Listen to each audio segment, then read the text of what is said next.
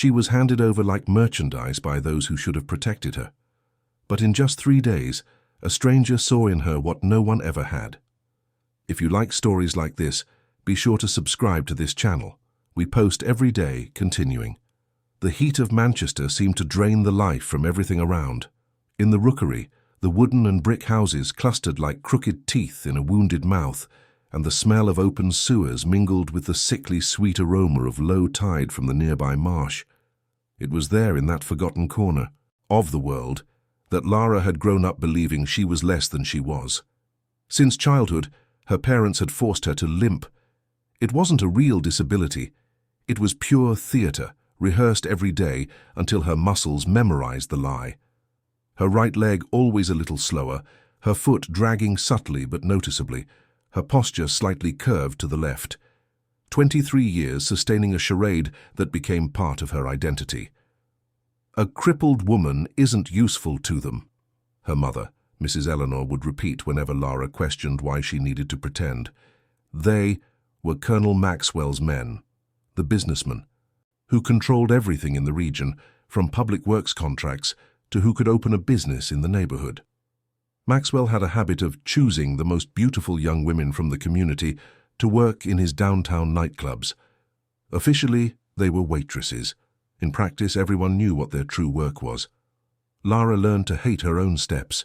She grew up watching other girls disappear. Some returned months later with expensive clothes and empty eyes. Others simply vanished forever. She convinced herself that her supposed disability was her salvation, but also her curse. In the community, she was seen as a burden. People spoke of her as Anthony's crippled daughter, always with that tone of pity mixed with repulsion. Her father, Anthony, known as Tony, was a small man in spirit and great in cowardice.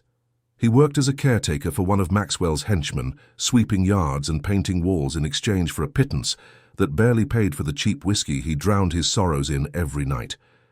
Mrs. Eleanor sewed for others, but the money never stretched far enough. The family lived in a 3-room house where dampness formed haunted patterns on the walls, and the roof leaked in 7 different places when it rained. Lara had given up on dreaming a long time ago. What was the point of imagining a different life when you could barely cross the street without someone whispering, "Poor thing," behind your back? She helped her mother with the sewing, took care of the house, and had become an expert at being invisible. Her only moments of peace came when she was alone at home. In those instants, she allowed herself to walk normally, to feel the freedom of movement her body truly possessed. But even the best-kept secrets have an expiration date. The bomb exploded on a Thursday in March when Colonel Maxwell appeared personally at her doorstep. The man was imposing even at 60, tall, pot-bellied, with a grey mustache and those small, cruel eyes that seemed to calculate the price of everything they saw. He wore a beige suit wrinkled with sweat and arrived in a silver Hilux accompanied by 2 henchmen. "Tony," he said without greeting, "it's time to settle accounts." Lara was in the kitchen when she heard the man's hoarse voice. Her blood ran cold. She knew about her father's debts, the loans for her grandmother's cancer treatment the previous year, the money borrowed when Mrs. Eleanor broke her arm and couldn't sew for months. Tony had promised to pay, but Maxwell's interest rates were impossible for a man like him to meet. "Colonel, I'm saving the money," her father stammered. "I just need a few more months." Maxwell laughed, a harsh sound like sandpaper on wood. "Months? Tony, you owe me £43,000. With interest, it's already over 70,000. Where are you going to get that money, huh?" Lara approached the kitchen door, her heart pounding so hard she was sure everyone could hear it. Through the crack, she saw the desperation on her father's face and Maxwell's predatory smile. "I have a proposal," the colonel continued, lighting a cigarette. "You owe me, but I'm a businessman. There's always a way to settle." It was then that his eyes turned to Lara. Even half-hidden, even limping slightly as she approached, she felt the weight of that gaze. A chill ran down her spine. "Your daughter," Maxwell said, slowly exhaling smoke. "How old is she?" 23, Tony replied, his voice almost inaudible. "Good age, and she only has this leg defect, right? The rest works normally?" Lara felt nausea rising in her throat. Mrs. Eleanor appeared from the bedroom, pale as a ghost. "Colonel, for heaven's sake," she murmured. "Lara is crippled. She's no use to you." Maxwell interrupted her with an impatient gesture. "Who mentioned a nightclub? I have other businesses, and a crippled woman also has her uses." The silence that followed was deafening. Lara could hear the sound of her own breathing, irregular and frightened. Her father stared at the floor as if he wished the earth would swallow him. "There's a guy," Maxwell said, flicking his cigarette butt into the yard. "Lives in a mansion, in Sandbanks. Rich, powerful, but strange. Doesn't mix with anyone. Raphael Thorne. You must have heard of him." Tony nodded. Everyone in Manchester knew at least the name Raphael Thorne. A tech entrepreneur, he had built a digital empire from nothing and was now worth millions. He was respected and feared. They said he had political connections in London and that no one messed with him with impunity. But they also said he was cold, calculating, a heartless man who had stepped on anyone who got in his way. "He owes me some favors," Maxwell continued, "and he asked me for a woman for his house services, someone discreet who won't cause problems. Your daughter fits perfectly." "But, Colonel—" Mrs. Eleanor tried to protest. "No buts," Maxwell cut in, standing up. "It's her or the 70,000. You choose. I have other debtors to visit today." Lara closed her eyes, trying to process what was happening. She was being sold, like merchandise, like cattle.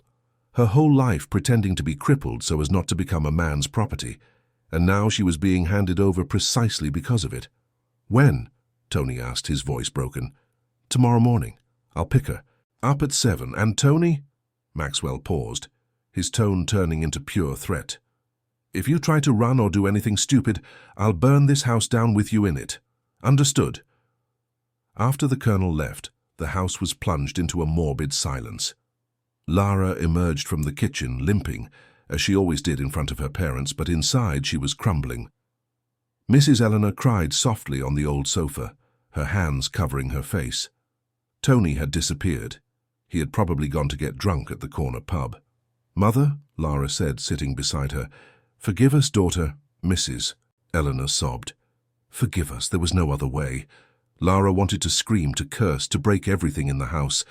But she also knew her mother was right. There was no other way. If the family didn't pay Maxwell, they would all die. At least this way. Only she sacrificed herself. "This Raphael Thorne?" she asked. "What do you know about him?" "They say he's a hard man," her mother replied, wiping her eyes. "Rich, but no family. Lives alone in that giant mansion, only with servants. Some women have tried to get close to him, but he's not interested in anyone. They say his heart died a long time ago." Lara nodded. At least she wouldn't be raped, that's what she was thinking. Raphael Thorne seemed to be the type of man who saw women as functional objects, not sexual ones. Perhaps she could survive by working as a domestic helper until she found a way to escape. That was the longest night of her life. Lara stayed awake until dawn, staring at the mouldy ceiling of the room she shared with her parents, trying to accept that her life as she knew it was over. At 6 in the morning, she packed her few clothes, 3 simple dresses, some mended underwear, an old sandal, and the only book she owned, a novel she had received from her schoolteacher years ago. Maxwell arrived punctually at 7, this time in a black pickup truck. Lara said goodbye to her mother quickly. She couldn't look into her eyes without feeling anger. Her father wasn't home. Better that way. During the journey to Sandbanks, Maxwell spoke little. He only instructed her to be obedient, discreet, and not to cause problems. "Raphael Thorne is not a patient man," he warned. "If he gets tired of you'll go straight back to the nightclubs, and then your problem will be with me." Raphael Thorne's mansion was exactly what Lara expected. Imposing, modern, surrounded by high walls and an impeccable garden. The electric gate opened automatically when Maxwell identified himself on the intercom. They stopped in front of a marble staircase that led to the main entrance. "Get out of the truck," Maxwell ordered, "and remember what I said." Lara got out with her bundle, her heart pounding. The house door opened and she saw for the first time the man who would be her new owner. Raphael. Thorne was taller than she imagined, must have been about 35, with black hair combed back, a well-groomed beard, and dark eyes that seemed to see through people. He wore a white dress shirt and dark jeans. He was handsome, she had to admit, but there was something cold in his expression. "Colonel," Raphael greeted, descending the steps. His voice was deep, controlled. "Raphael, my friend, I brought the young woman you asked for. Lara, Tony's daughter." Maxwell pushed Lara forward. "She's hard-working, obedient, and as you can see, she has a little problem with her leg, so she won't cause any trouble." Raphael looked at Lara carefully, his eyes scanning her face, then descending to the leg she kept slightly suspended. She felt like an animal being evaluated for purchase. "Do you want to stay here?" Raphael asked suddenly, looking directly into her eyes. The question caught her completely off guard. No one had ever asked her what she wanted. Lara looked at Maxwell, who frowned, irritated. Then she looked at Raphael, trying to decipher if it was a trick. I don't have a choice," she replied, her voice coming out firmer than she expected. "Everyone has a choice," Raphael said. "The question is whether they are willing to live with the consequences. Do you want to stay?" Lara thought of her cowardly father, her mother who gave her away, the house that leaked and smelled of mold. She thought of Maxwell and his threats. Then she looked at the mansion behind Raphael, clean and silent. "I do," she said. Raphael nodded and turned to Maxwell. "Tony's debt is paid, and Colonel," his voice took on a warning tone, "if you show up here again uninvited, you'll regret it." Maxwell forced a smile, clearly uncomfortable, but didn't dare question him. He got into the pickup truck and drove away without saying goodbye. Lara was left alone with Raphael at the mansion entrance, her bundle in hand, not knowing what to do or say. He watched her for a few seconds before speaking. "Welcome to your new life, Lara. Let's talk inside." The mansion inside was even more impressive than Lara had imagined. Gleaming marble floors, expensive but simply and elegantly designed furniture, huge windows with a sea view. Everything impeccably clean and organized, as if out of a decorating magazine. The silence of the place contrasted brutally with the constant noise of the favela where she had grown up. Raphael led her to a spacious living room with beige leather sofas and a glass coffee table. He sat in an armchair and gestured for her to sit on the sofa in front of him. Lara obeyed, placing her bundle on the floor beside her feet and trying to maintain the stooped posture she always held. "Coffee?" he offered. "Please," she replied, surprised by the courtesy. She expected orders, not offers. Raphael got up and went to the open-plan kitchen integrated into the living room. Lara took the opportunity to observe the environment better. There were few personal objects, some photographs in frames on a sideboard, all showing landscapes or buildings, no human faces, shelves with technical books, some classic novels, a top-of-the-line computer on a dark wooden desk. Everything spoke of a successful but solitary man. "Sugar?" Raphael asked from the kitchen. "A little," she said. He returned with 2 cups on a tray, handed one to her, and sat down again. Lara accepted the coffee, inhaling the rich aroma. It was much better than the cheap instant coffee she drank at home. "I'll explain how things work here," Raphael began, his voice always controlled and direct. "This is my house, but during the week I spend most of my time at the office in Manchester. I leave at 7 in the morning, usually return after 7 in the evening. On weekends I usually stay around here." Lara nodded, sipping her coffee. "I have a cleaner who comes 3 times a week, Tuesday, Thursday and Saturday. She takes care of the heavy cleaning. A gardener who comes on Mondays, and now you." "What do you want me to do?" she asked. "Raphael. Call me Raphael," he corrected her. "As for the work, cooking basically. Preparing meals, taking care of clothes, organizing the house in between. Nothing too complicated. Do you know how to cook?" "Yes. I've always cooked for my family." "Great. I'll show you where you'll stay."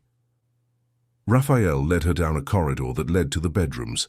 He opened the door to the last room, and Lara had to stifle a gasp. It was a small but comfortable room, with a single bed with a new mattress, a light wood wardrobe, a small table with a chair and a window overlooking the garden. It even had a private bathroom, with an electric shower. "Is it mine?" she asked, incredulous. "It's yours," Raphael confirmed. "You can settle in. When you're ready, I'll show you the rest of the house." Lara entered the room and placed her bundle on the bed. For the first time in years, she would have privacy, a space that was all hers. She sat on the bed and tested the mattress. It was firm, neither too hard nor too soft. Perfect. "Lara," Raphael's voice made her stand up quickly. He was standing in the doorway observing her. "An important rule, you are safe here. No one will hurt you, no one will force you to do anything. Understood?" She nodded, not entirely understanding why he felt it necessary to say that. "And if you need anything, or if you feel uncomfortable with any situation, tell me. Don't keep it to yourself." "Thank you," she murmured. Raphael nodded and left, closing the door behind him. Lara was left alone, processing everything that was happening. In less than 24 hours, her life had completely changed.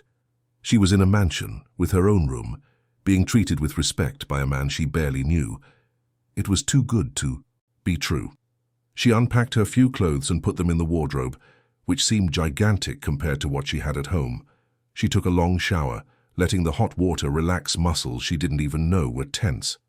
The bathroom had expensive products: shampoo, conditioner, liquid soap that smelled of lavender. When she came out, Raphael had left a bag on the bed. Inside were new clothes, 2 simple pairs of jeans, 3 basic but good quality blouses, a navy blue dress, and new slippers, all in the right size. How did he know her size? She put on one of the new blouses and the jeans, admiring herself in the small wardrobe mirror. It had been years since she had worn clothes that weren't worn out or mended. Raphael was in the kitchen when she came out of the room, limping slightly as always. He showed her where the utensils and spices were, and explained that she was free to cook whatever she wanted, as long as it was homemade and healthy food. The refrigerator was well stocked: meats, vegetables, fruits, dairy products. A luxury she had never experienced. "What kind of food does Mr. Raphael like?" she asked. "I'm easy. 2, please. Southern comfort food mainly. Nothing too elaborate." He paused. "And you? Is there any food you can't eat because of your condition?" Lara took a second to understand he was talking about her leg. "No, I can eat anything." "Then you can make whatever you want for lunch. I'll be working in the home office today." The first few days passed in a strange but comfortable routine. Raphael truly left her alone. He left early, returned late, and when he was home, he was polite but distant. He ate what she prepared without complaining, thanked her, asked if she needed anything, and then isolated himself in his office or the living room. Lara cooked with pleasure. It was one of the few things she had always enjoyed doing, and now she had quality ingredients and a well-equipped kitchen. She made simple things: rice and beans, shepherd's pie, pot roast, fish stew, a rich seafood and bread dish. Food she knew how to make well, and that reminded her of home, but without the bitterness of poverty. The problem was when she was alone. Without Raphael's constant presence, Lara let her guard down. She forgot to limp, walked normally around. The house went up and down stairs without difficulty. These were small, brief slips. When she remembered, she immediately returned to the act. But they happened. On Tuesday of the 2nd week, while preparing lunch, a cat appeared at the kitchen window. It was a tabby cat, thin, clearly abandoned. Lara opened the window and it jumped inside, meowing softly. Instinctively, she stepped back quickly and realized too late that she had moved normally. Raphael was there, standing at the kitchen entrance, watching. Lara froze. Their eyes met for a second that seemed like an eternity. Then she forced her leg back, to its usual position, limping to the sink. "Sorry," she murmured. "The cat startled me." Raphael said nothing. He just nodded and left. But Lara noticed something had changed in his expression. Over the next few days, she noticed that Raphael watched her more closely. Not invasively, but like someone trying to solve a puzzle. He came home at different times, sometimes earlier, Sometimes he stayed working at the mansion instead of going to the office. And he always seemed to be paying attention to her movements. On Thursday, Lara was hanging clothes on the clothesline in the backyard when she saw a tiny snake. Harmless, but it made her jump in fright. Literally jump with both feet, in an agile and quick movement that no person with leg problems could make. When she turned around, Raphael was on the veranda, a cup of coffee in his hand, watching her. This time he didn't disguise it. He stood there looking directly at her as if making a decision. Lara felt the blood drain from her face. She limped to where he was, trying to think of an excuse.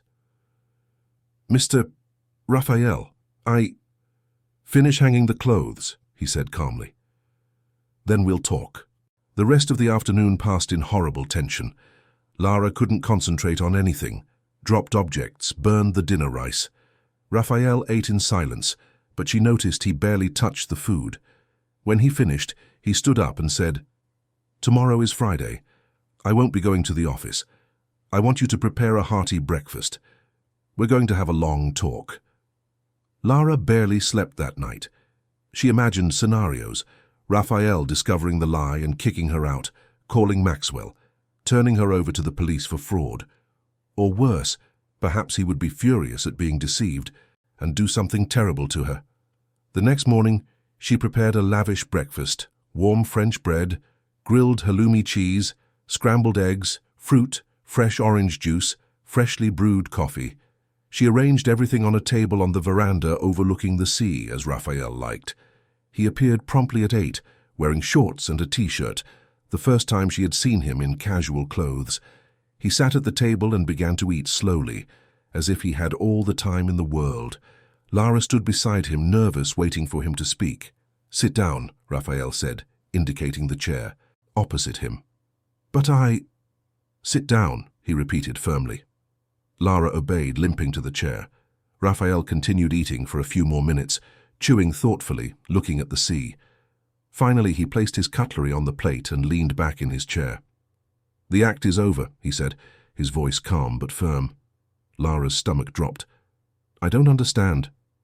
"Yes, you do. You're not crippled, Lara. Never were. I've known it for a week." She opened her mouth to deny it, but Raphael raised his hand, interrupting her. "I saw you jumping because of the snake. I saw you walking normally several times when you thought I wasn't looking. I saw you climbing stairs without holding the railing. I saw you reaching for objects high on the shelf. I saw you moving with perfect agility and balance." He paused. "So let's stop the lie. Here with me, you don't need to pretend to be what you're not." Lara felt tears burning her eyes. She was caught, discovered, and now she didn't know what to say or do. "Why?" Raphael asked. "Why do you pretend to be crippled?" "To protect myself," she whispered. "From what?" And then everything came out.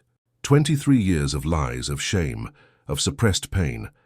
Lara told him about Maxwell and the girls who disappeared, about her parents who forced her to feign disability to protect her from the annual harvest, about growing up being seen as a burden, about being treated as merchandise and handed over to the first man who wanted her.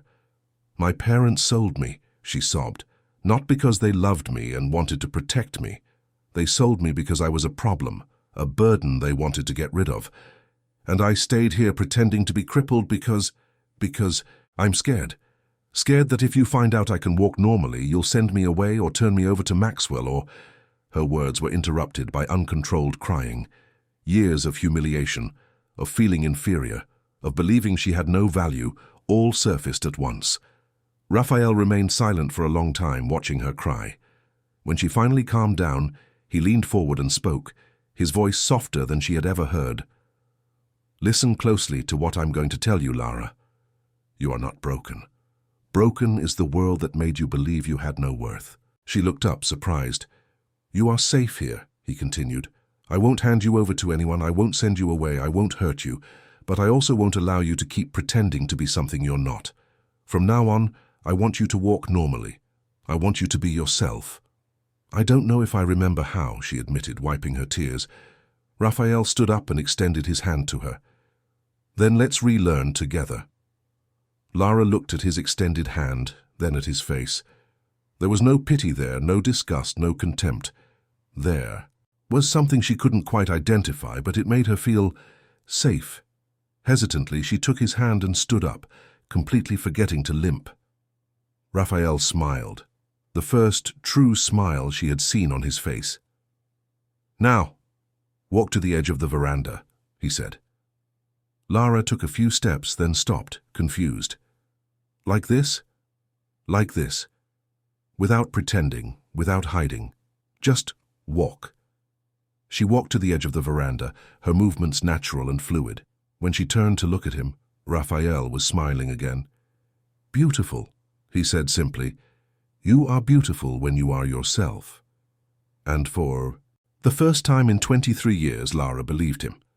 In the last window of the bus, she watched the dirt road narrow as they climbed the hills. Her hands trembled in her lap, not from the cold of the June morning, but from the certainty that she would never return home. If that place had ever truly been home. Beatriz Alves dos Santos, Bea, as everyone knew her, carried a lie in her body that had lasted 22 years. Her left leg, which had limped since childhood, had no disability whatsoever. She had been trained by her parents to pretend day after day that she couldn't properly support her body weight. "A broken woman is no good for them," her father would repeat whenever she questioned why she needed to continue the charade. They were the powerful men of the region. Ranchers, politicians, businessmen who descended from their imported pickup trucks in the center of Clearwater, Georgia, always seeking entertainment. And entertainment in that backwater meant young, beautiful girls for their whims. Bea grew up watching friends disappear after being chosen to work on the ranches, or worse, to accompany the powerful on their trips. They always returned. Different when they returned. The bus stopped at the end of the paved road. There began the climb to St. Benedict Ranch, a property no one in the region knew well, but about which everyone whispered. They said the owner was a dangerous man, a wealthy foreigner who had bought thousands of acres in the hills and lived in isolation, receiving only deliveries and never coming down to the town. Some said he was foreign, others that he was a fugitive from justice. Bea only knew that was where she was being taken. 2 weeks earlier, Colonel Josiah Caldwell had appeared at her father's general store. A 60-year-old man with a prominent belly and small eyes that always seemed to be calculating the value of things. Josiah was the real power in Clearwater.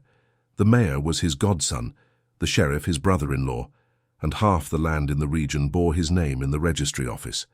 That afternoon, he had drunk moonshine with her father at the greasy counter of the store, talking about the drought, about politics, about hard times, until his gaze fell on Bea, who was organizing sardine cans on a shelf.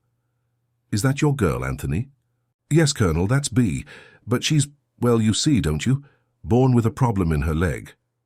Josiah studied her from head to toe, and Bea felt her skin crawl.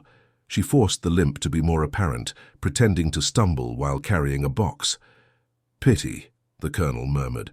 "She has some pretty features, though, but yes, a broken woman isn't good for much."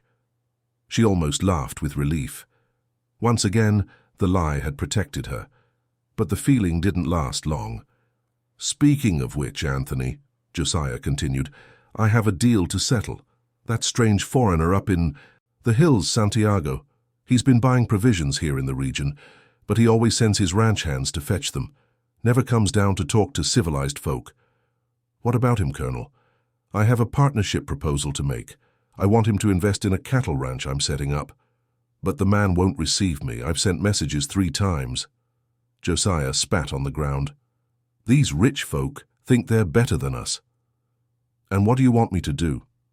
"I want you to go up there and deliver a letter to him, and while you're at it, take this girl with you. They say the man has lived alone for years. He must be needing female company, even if she's defective." Bea felt the world spin. Her father lowered his head, and she realized he was actually considering the proposal. "Colonel, she's my only daughter, and that's precisely why you should want the best for her. Up there, she'll at least have a roof over her head and guaranteed food. Here, with that bad leg, who will want to marry her? She'll just be dead weight for you." The words were like slaps, Bea knew. Her father had never truly loved her. She was just another mouth to feed. a constant reminder that he hadn't managed to father the son he desired. But hearing him silently agree with the colonel was a pain she hadn't expected. "If the man accepts her there," Josiah continued, "consider your loan debt forgiven. That's $8,000 you won't have to pay me, and if he agrees to the partnership, there's a commission for you too." $8,000. The amount her father owed the colonel since the corn crop was lost the previous year. Bea was worth $8,000. That was her price. That night, she tried to talk to her mother, Mrs. Antonia, a quiet woman who spent her days sewing and praying. "Mother, are you going to let him hand me over to that stranger in the hills?" Mrs. Antonia didn't look up from her embroidery. "Your fate is sealed, child. If it's not the one up there, you'll end up in the hands of someone around here. At least there you might have a better life." "How do you know?" "Because anywhere is better than here." Her mother finally looked at her, and Bea saw unrestrained tears in her tired eyes. "You don't understand now, but one day you'll understand that sometimes we have to choose between bad and worse." And that's how Bea found herself on that bus, climbing the hills with a bundle of clothes and a broken heart. Her father accompanied her in silence, carrying the colonel's letter and his daughter as if they were merchandise to be delivered. St. Benedict Ranch stretched for miles. Green pastures, pedigree cattle, an imposing main house built of stone and wood, with modern architecture that contrasted with the region's rusticity. There were also some smaller buildings, storerooms, stables, staff houses, everything organized, clean, prosperous. A man awaited them at the main gate, tall, dark-haired, about 40 years old, with a serious expression. He wore jeans, leather boots, and a simple shirt, but there was something in his posture that conveyed natural authority. "Are you the owner?" Anthony asked, stepping out of the jeep that had brought them from the main road. "I am, Santiago Herrera." His voice was deep, with an accent Bea couldn't identify. "I received the message about a letter." Anthony handed him the envelope and pushed Bea forward. "And I also brought my daughter. Colonel Josiah thought you might be needing company." Santiago observed Bea carefully. She kept her eyes downcast, forcing her left leg to appear stiffer than it was. She wore a simple blue cotton dress, her brown hair tied in a ponytail, and was clearly uncomfortable with the situation. "And does the young woman want to stay here?" Santiago asked her directly. The question caught her by surprise. No one had ever asked her what she wanted. She looked up and met his eyes, dark, intense, but not cruel as she expected. There was something in that gaze she couldn't decipher. She hesitated. "Speak, girl," her father ordered. "The gentleman is asking."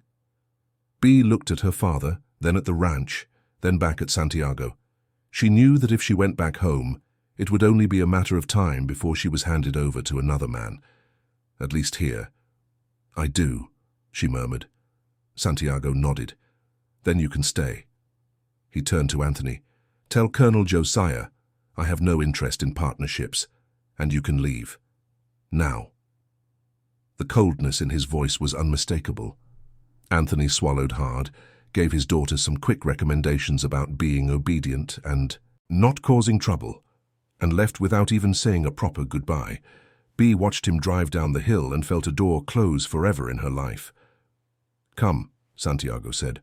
"I'll show you where you'll stay." She followed him, limping exaggeratedly, to one of the smaller houses near the main ranch house. Inside it was simple but comfortable. A bedroom, a bathroom, a small living room with an integrated kitchen.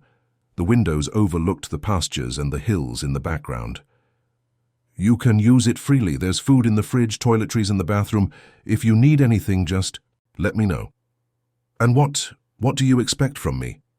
Santiago studied her again, and Bea felt that those eyes saw more than she would have liked. "For now, nothing. Rest. We'll talk better tomorrow." He left, closing the door behind him, and for the first time in weeks, Bea could breathe. She was alone, truly alone, with no one watching her every move. Without a second thought, she walked normally to the window to observe the landscape.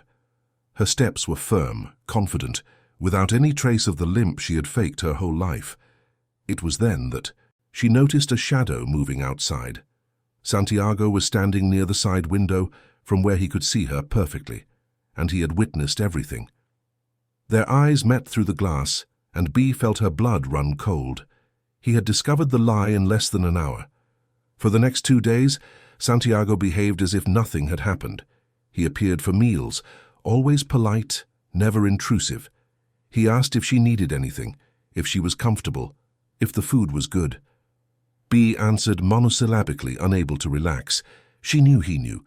It was only a matter of time. During the day while he worked on the property, she cautiously explored the surroundings of the house. When she was sure she was alone, she walked normally. When she heard noises, she quickly returned to the act. It was exhausting to maintain the charade, but she didn't know how to stop.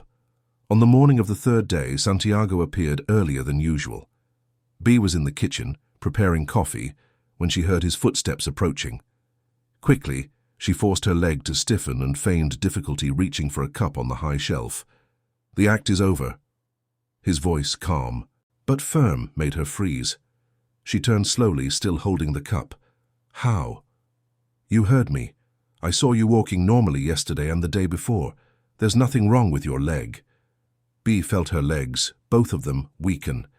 The cup slipped from her hands and shattered on the floor. She bent down to pick up the pieces, but Santiago was faster. "Leave it. I'll get it." He carefully gathered the shards, then stood up and faced her. "Why the charade?" She couldn't speak. 22 years of lies unraveling in seconds. 22 years of protection crumbling. If he kicked her out, where would she go? "I won't hurt you," Santiago said, noticing the panic in her eyes. "Nor will I turn you back, but I want to understand." The kindness in his voice was her undoing. Bay broke down. The tears came all at once, along with rushed words, desperate confessions. She told him about the fear that governed Clearwater, about the girls who disappeared, about the parents who decided that a broken daughter would be safe, about years of humiliation, of being treated as dead weight, as something that needed to be hidden, about the sale to the colonel, about being exchanged for an $8,000 debt. "I wasn't handed over here for love," she sobbed. "It was to get rid of me. My father was always ashamed of me. He said I was a punishment from God, that I would never marry, that I would die a virgin and useless. And I believed it. I believed I was truly good for nothing." Santiago listened to her in silence. When she finished, he approached slowly and offered a clean handkerchief. "You are not broken," he said, his voice rough with contained anger. "Broken is the system that made you believe. You had no worth. Broken are the men who turned women into merchandise, and very broken is the father who sold his own daughter." She looked at him through her tears. In his eyes, there was no disgust or contempt. There was indignation, not with her, but for her. "You are safe here. Colonel Josiah and men like him don't come near my property, but I need you to stop the lie. Here, you don't need to pretend to be less than you are." "What if I can't? It's been so many years. Then I'll teach you." From that day on, Santiago became her teacher. Every day after work, he took her for walks through the pastures. At first, her steps were hesitant, insecure. Her body had grown accustomed to the charade, and she needed to relearn the truth. "Lift your chin," he instructed. "You have no reason to hide. Distribute your weight evenly on both legs. They are what support you, not the opinions of others. Stop. Breathe. You are strong. You always have been." These were simple exercises, but for B they represented a revolution. Each firm step was a small victory against years of submission, and Santiago was patient, firm without being rude, encouraging without being condescending. Between walks they talked. He told her he had been born in Chile, the son of a business family that lost everything in an economic crisis when he was 20. He came to Brazil, now the US in adaptation. Young, worked as a ranch hand, saved money, invested in land. He built a small agribusiness empire, but always kept his distance from high society. "Why?" B asked. "Because power corrupts, and power without character destroys everything around it." It was a clear jab at men like Colonel Josiah. B began, to understand why Santiago lived in isolation. He had chosen solitude so as not to become like those he despised. "And you never wanted to start a family?" Santiago hesitated before answering. "I tried once. It didn't work out." There was pain in that answer, but B didn't press. Everyone had their scars. Weeks passed and gradually B's confidence grew. She learned to walk normally, to look at herself in the mirror without shame, to occupy space without apologizing. She helped with the ranch administration, organized papers, controlled inventories. She discovered she had a knack for numbers and planning, and she also discovered she was falling in love.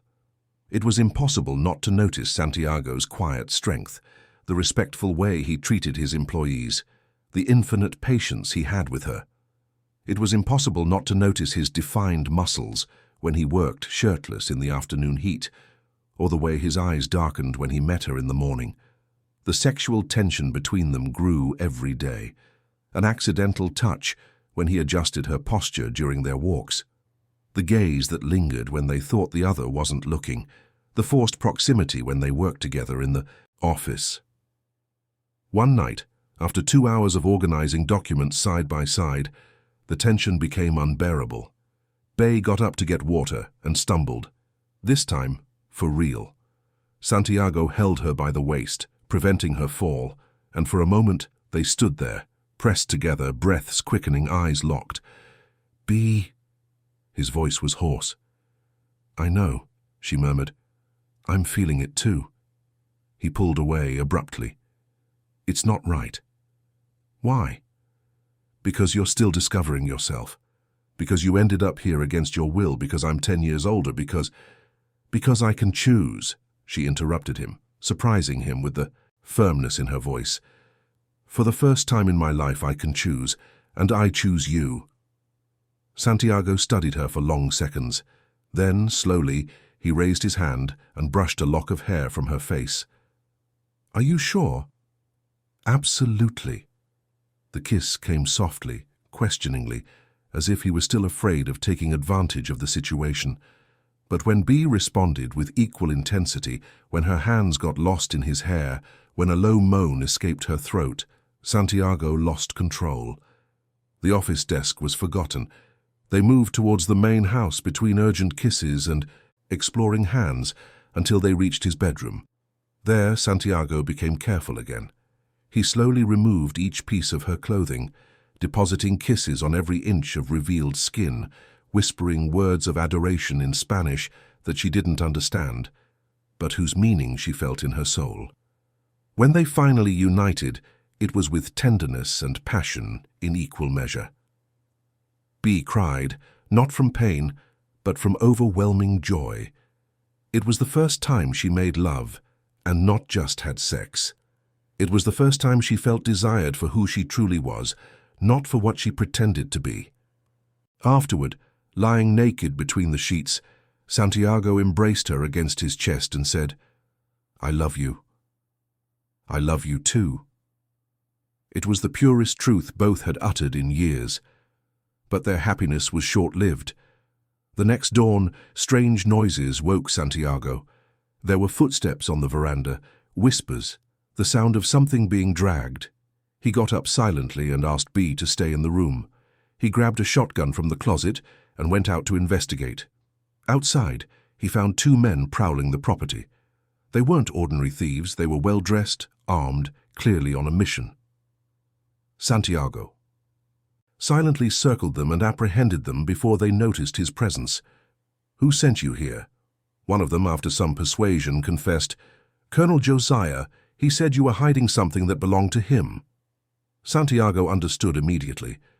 Josiah had discovered that B was recovering, no longer the useless cripple he thought he had delivered. And now he wanted her back. "Is he coming?" "He should already be on his way." Santiago locked the 2 men in the storeroom and rushed back to the house. He woke B and explained the situation. "We need to get out of here now."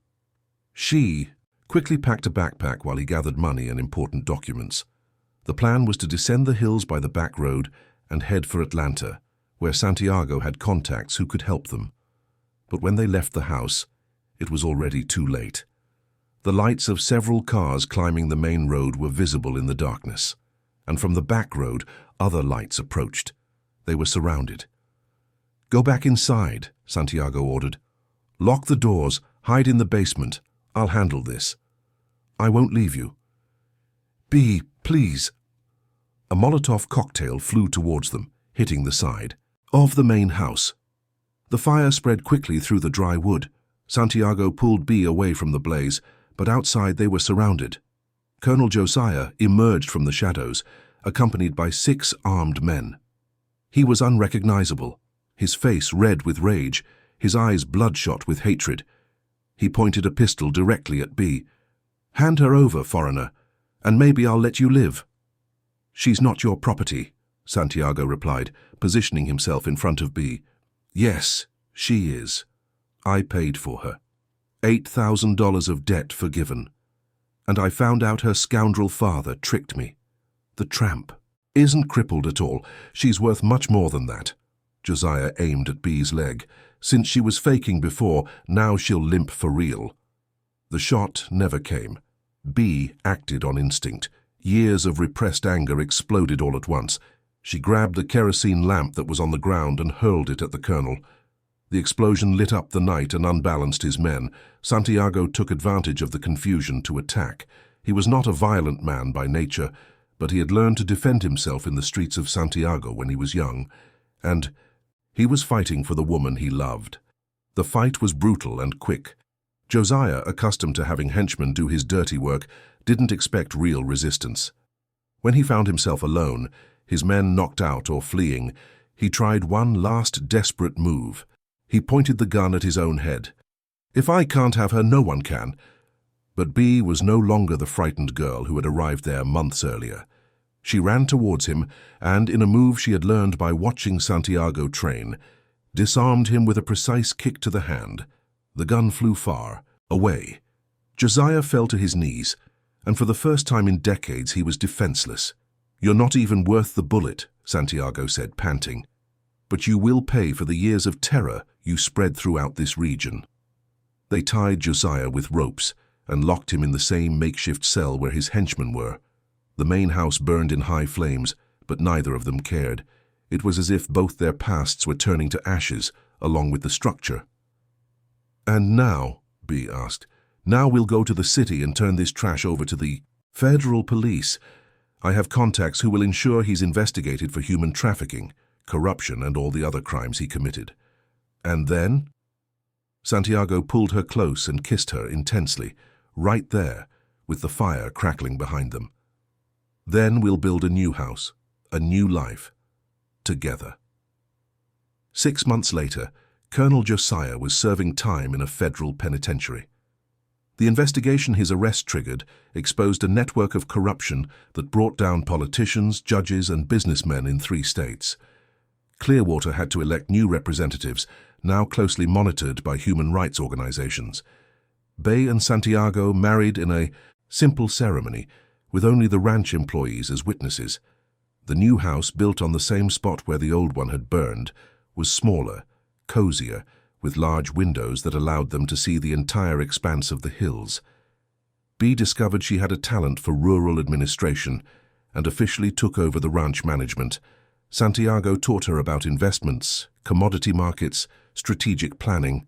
She absorbed everything with the hunger of someone who had been prevented from learning for years. Mrs. Antonia, her mother, appeared at the ranch a few weeks after the wedding. She asked for forgiveness for her omissions, explained that she too was a victim of the system, and cried upon seeing her daughter firm and happy. B offered forgiveness, but with limits. Her mother could visit her, but she would never again accept decisions being made about her life. Anthony, her father, never sought out his daughter. He died a few months later, alone, consumed by drink and remorse. "I don't feel pity," B said when they heard the news.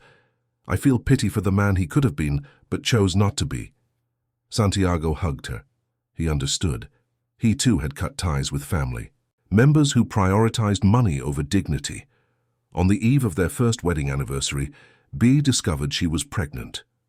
Twins. "A boy and a girl," the doctor confirmed during the ultrasound. Santiago cried. B did too. not from sadness, but from a joy so intense it hurt. "What will we name them?" "Esperanza," Santiago said, looking at the girl's image on the monitor. "And Benedict, in honor of the grandmother he never knew." "Esperanza and Benedict," Bay smiled. "Perfect." The twins were born on a sunny December morning, surrounded by love and expectation. Esperanza had her father's dark eyes and an evident strength even in her newborn movements. Benedict inherited his mother's smile and the stubbornness of both parents. Raising their children on the ranch, far from urban chaos, Bea and Santiago built something neither of them had known in childhood, a family based on love, respect, and truth. The children grew up knowing they were wanted, valued, free to be who they truly were. "Never," Bea said one night, watching her children sleep, "never will I let anyone make them believe they are worth less than they are." "Never," Santiago confirmed, kissing her forehead, "and if anyone tries, we'll both be here to stop them." Years later, when the twins were questioning and intelligent teenagers, Esperanza asked her mother, "Is it true you pretended to be crippled when you were young?" Bea didn't hide the truth. She told the whole story, the fear, her parents' desperate protection, the sale, the meeting with Santiago, the liberation. She explained how a lie that was supposed to protect her almost destroyed her, and how finding someone who valued her truth changed everything. "And do you regret anything?" Bea looked out the kitchen window where Santiago was teaching Benedict to fix a tractor. She looked at the prosperous ranch, at the photographs on the wall that showed a happy family, at the life they had built brick by brick. "I regret not discovering my worth sooner. But I don't regret the path because it brought me here. To you all." Esperanza smiled. She was a determined girl, already talking about studying law to defend other vulnerable women. Benedict, in turn, dreamed of expanding the family business throughout Latin America. "You will change the world," Bea said. "I'm sure of it. Like you and Dad changed it?" "No, my dear, much better than that. Because you're starting from where we took years to arrive." That night, Bea and Santiago walked through the pastures, as they did every week since she relearned to walk properly. 16 years later, they still felt butterflies in their stomachs when they looked at each other. They still slept embraced. They still discovered new things in each other. "Any regrets?" Santiago asked, echoing the conversation she had had with her daughter. "None. And you?" "Only that I didn't buy that ranch in Georgia 10 years earlier. Then we would have met sooner." Bea laughed. "Do you think I was ready 10 years earlier?" "No, but I would have been waiting." They stopped on a hill from which they could see the entire property. The illuminated house, the organized stables, the well-maintained fences, the cattle grazing peacefully. It was an empire built with honest work and true love. "Do you know what I love most about our story?" Bea said. "What?" "It wasn't love at first sight. It wasn't destiny or a fairy tale. It was choice. Every day, it was a choice." Santiago kissed her right there under the stars, as he always did when he was too emotional, to express what he felt in words. And there on that hill, surrounded by the life they built together, they knew they had won. Won against fear, oppression, the voices that said they didn't deserve happiness. Won against everything that tried to separate and diminish them. Some romances are born of overwhelming passions.